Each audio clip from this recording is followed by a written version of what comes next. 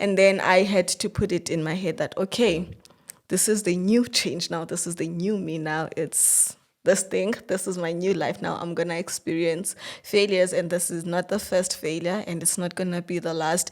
The main thing now is, how do I bounce back? How do I try to redeem myself? How do I make sure that the goal remains the goal, which is to complete this degree that is foreign from where I come from, so that like the young ladies that come after me have somebody to look up to. So yeah, it was a bit of a challenge. That's all I'm gonna say. Yeah. What I like, you had a community of people who walked the journey before you. So on those days where you're like, guys, I actually cannot do this, you had someone you could call and say, oh my God, this happened. Because you could have crashed and burned, but then you were like, let me call someone. And then you hear the person on the other line saying, it happens. You're like, oh, okay. At least there's a sense of community. So I really love that you surrounded yourself with people who walked the journey and understood your struggles. And eventually, I believe you reached a turning point where you're like, but what was that turning point for you? Did you have to put in the work studying? Because you did mention you were already putting in the work studying, but it was just not clicking. But what was that turning point where you're like, oh, my grades, I'm getting the hang of this thing? Okay, so what I did, so when I got to, okay, so after these results, I actually thought to myself, okay, now what? So what do I do? Do I quit this degree, and, crash out, or do I actually find a way to move on? But a good thing is that in uni, I made friends quite early, like I think first few days. God bless the orientation week. I had met like a few girls and guys that were also doing the same thing as me. I think we would have like reflection sessions, like where you actually talking to other people, and then you get to hear their experience. So I think I remember talking to this girl who was staying opposite my room in uni, and then she told me, oh girl, I also got a 30%. I felt some comfort in my heart, like, oh, it's not just me, I did not suddenly lose all my brains, it's something that's actually happening to the rest of us. And then I started talking to other students that were in my class as well. That's when we started unpacking this thing about, they're also receiving bad grades, but they're not stopping. So why should I? Like, they look confident. They are still showing up for class. They are still studying, and they are trying to find better ways to actually improve these marks. So I think that one thing actually helped me so much into me not giving up, actually, because from then I started, thinking it's just a minor setback. Like, I used to say in my head, Wits is trying to kill us. So I'd be like, it's just a minor setback. But you know what? I think that I am capable of doing it. And I also had this mindset in my head that, every little effort counts. So as much as like I did like not so great on this previous test, if I put in more effort, something is gonna happen. Like, something has to happen, because I am putting like some more effort. So then I started studying with people. I started believing that I could do it. I think another part of as to the reason why I couldn't do it the first time was because I did not believe that I could. I was just there, but it was not instilled in myself that I could actually do it. So I started believing that I could. Like, this thing is actually attainable. People have done it. They've completed this degree. Now I also just need to keep on putting the work until I actually complete the degree. So that is what kept me going. Like, I am here because I deserve to be here. I studied in high school so that I could be here. This is what I wanted, and I need to keep pushing until, yeah. Yeah, what I'm taking away from you and just learning, I'll implement this in my day-to-day life, is no man is an island. You actually really do need a community of people you can reach out to for anything. And another thing that I'm picking up is imposter syndrome. Wherever you go, be it the workplace, be it school, you'll start feeling like, oh, I don't belong. Maybe this is not it. Maybe I was done a favor by being here. But once you get it in your mind that I deserve to be here, I've earned my place, things start shifting. Yes. I'm really learning that, Mihla. Thank you so much. Okay, you start shifting, your grades are picking up, you've got a community of people that, we're pushing through. Guys, this is a community degree, we need to get this done. But in that process, was it a matter of, I need to push until I get to the finish line, or did you still enjoy it? What was that experience? I know you mentioned that you enjoyed working with numbers, your mathematics, your physics, but then for this one now, was it something you enjoyed, or you got there, you're like, I started this and I need to see it through? I actually talk about this quite a lot. I think actuarial science is trying to kill everybody who's doing actuarial science. First it was birds. Yeah, so I got into the degree, right? In my first year, like I said, that I had some doubts, like that, I'm not sure if this is something that I really want. But also, like you said, I think in your introduction, that, like as a Black person, you're also thinking like, hey, I do not have like the luxury of just stopping. Like, time is not on my side. Yeah. I need to get this thing over and done with. So I think in my first year, I did enjoy statistics more than XI, but I was just doing XI because it's part of the package. So I would say I partly enjoyed. There were moments where I'm like, is this thing even worth it? Like, do I really need to finish this degree? But also with the lack of not having another go-to bounce back option of something that I say, if I stop this thing, what else am I going to do? Because medicine is no longer an option. Accounting, it's also no longer there now. So what is, so I just kept pushing from there, because now I'm here and I need to finish this thing that I started. And it was my mentality that I started this, I said I want it, now I need to finish it.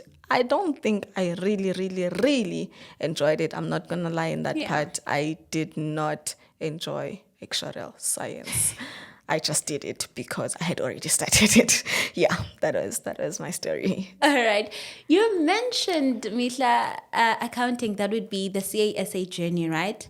I just want to understand, because I think a lot of people do XI, and then when things don't work out, they're like, oh, let me go do accounting. Is it because it's the easy way out, or it's, when you move from XI, you already have that solid foundation? Now it's easier for you to cruise through. But then you said accounting was not an option. Why was it not an option for you? Okay, I think on your first question, I think that most of us XI people, we have XI, and then we have accounting at the back of our mind. Like, most likely, I think most of the people that actually did actuarial science, they did consider accounting at some point, like in their life, that I actually do want to be a CASA, because an accountants are actually more known than actuaries. So like, you were probably exposed to an accountant first before like an actuary. So then you're like, okay, I tried this XI thing, but maybe I should go back to my first lab. I'd like to think that's the case. Like, maybe I should go back to my first lab, and then people revert back to accounting again. And for me, I think that when I did XI, it was like, it's XI and it's XI. Like, I canceled out all other options. I was like, it's XI that I want, and it's XI that I'm going to do. No medicine, no accounting, no nothing, just XI. And I just wanted to be an actuary. You put your mind to it, and you determined, I'm going to see it through. Come, hello, hi, I'm going to see it through. Attachment I love issues that. galore. I love that eventually your attachment issues saw you through. There's quite a lot that we've already spoken about. We've spoken about your university life, falling in love, or making XI work for you. I just want to understand again, now, fine, you're doing your XI. I would understand you did your undergrad. Did you do your postgrad, or shortly after that you decided, let me go into the job market? So, because I did not enjoy the degree, and when I was on my third year, I think at the beginning of the third year, I was starting to feel like burnt out. So then it clicked to my head that I actually did not want to spend another year in university doing this thing again. So then I remember in April, I just started applying for jobs, because I was like, the only reason I'm coming back to school to do postgrad is if I don't get a job. And I was praying that, Lord, you know me, you've seen me cry because of this, and I'm tired of crying because of X. I want to go out there, I want to experience something else now. So I just started applying, and to tell you that job hunting is the most draining thing you could put yourself to. So then in that year, besides the fact that school was already chowing me up, I was also job hunting, which was also another thing that was draining me. So then I think I fell into, I won't say into a very bad space. I had like these tension, headaches, anxiety, and then I decided right there and there that a job has to come up for me because I am not doing the school thing again. I am tired. I think I went to the doctor, and this doctor is like, ma'am, you are stressing out so bad and you need to start taking care of yourself. And I'm like, I don't even know how to take care of myself because this degree is fighting, like it's giving me hands, it's throwing punches at me. But then he's out here telling me that you need to stop stressing. And I was like, the only way I'm stopping stressing is if I stop this thing, I stop this school thing. So then I was like, but I can't just stop now because I've come so far. So the only other way out is to actually just go to the workplace. Let me go put this thing, what I've been learning, to test. Let me see what happens. So then I started applying, and somehow in November, this was last year, by the way, November 2024. I applied. I saw on LinkedIn this advertisement about this company that's actually hiring for Murex analyst. But they need actuarial science graduates. I'm like, I don't even know what Murex is, but you know what?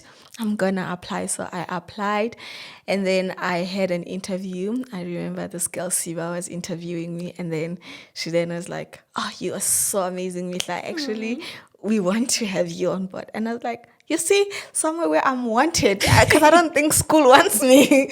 And then it started feeling like, some comfort to me. And then I started doing a VERQUAC. So that was an application for a VERQUAC.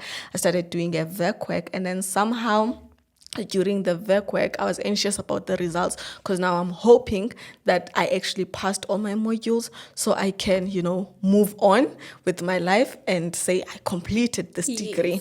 But I remember this particular day was the 13th of December. That's how much trauma I have.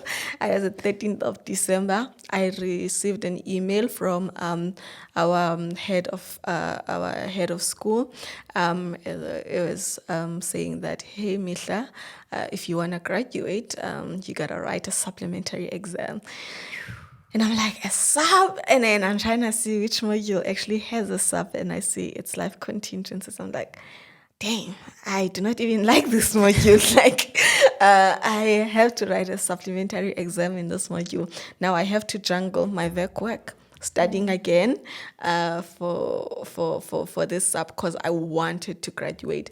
I think I told my sister, I remember I did not go home for Christmas last year because now I had to stay in Joburg and focus and study through this sub until I pass. And then I actually did, when I received that email that, oh, you actually passed your sub, I was over the moon. I'm like, finally, I am over school. Yep. So yeah, that was how I decided that no, I've had enough of abuse.